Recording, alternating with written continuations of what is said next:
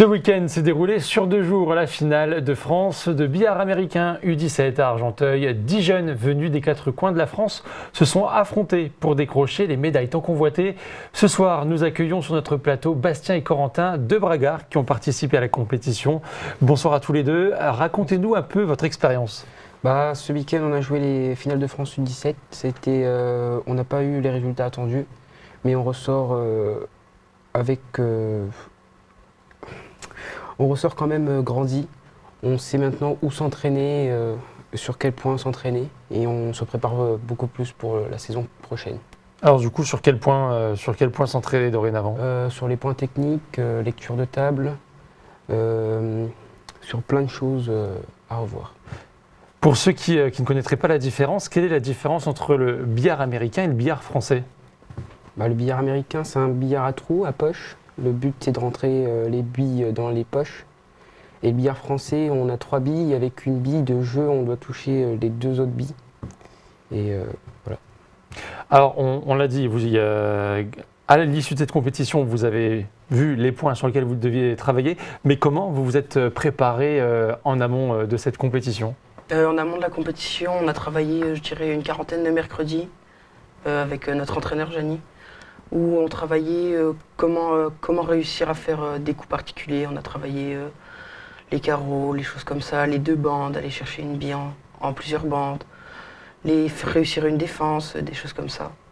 C'était un travail acharné, je dirais même peut-être dur parfois, parce qu'il rigole pas, Jani. Et on s'est entraîné. Et vous, pareil, c'est les mêmes entraînements? Vous vous entraînez sur les mêmes points ou est-ce qu'il y a des entraînements un peu différents en fonction des personnes? Comme on a un niveau assez similaire, du coup les entraînements sont assez ressemblants. On est des partenaires d'entraînement, on s'entraide parfois si on n'y arrive pas, et puis notre entraîneur il est là pour nous rectifier, pour nous apprendre la même chose sur des points assez techniques peut-être on aurait du mal. Du coup on s'entraide au cas où on est des partenaires d'entraînement. Ok. D'autant plus que Corentin, vous êtes aussi vice-champion de France 2023. Oui. Qu'est-ce que ça fait comme ça d'avoir un tel titre?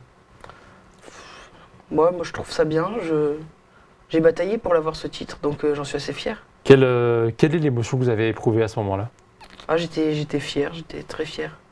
Alors, pourquoi tous les deux, individuellement, vous avez choisi de commencer ce sport? Qu'est-ce qui vous a motivé dans ce sport? Moi, c'est grâce à lui que j'ai commencé ce sport. Il m'a présenté son sport comme quelque chose de bien, ça m'a plu. J'ai voulu le découvrir. Il m'a convaincu avec tous les titres qu'il avait remportés avant. J'ai voulu devenir comme lui, on va dire. Et puis, il m'a transmis sa passion et maintenant on s'entraîne ensemble. Et comment elle est venue à vous, cette passion? Moi, c'est pour Noël. Le Père Noël m'a apporté une petite table miniature, petite.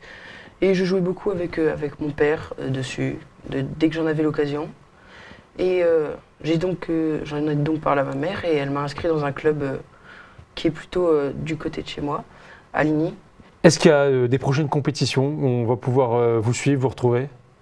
Pour moi, cette année, c'est la fin de saison, on reprend en septembre. Là, pour l'instant, c'est de l'entraînement acharné. On s'entraîne pour la saison à venir.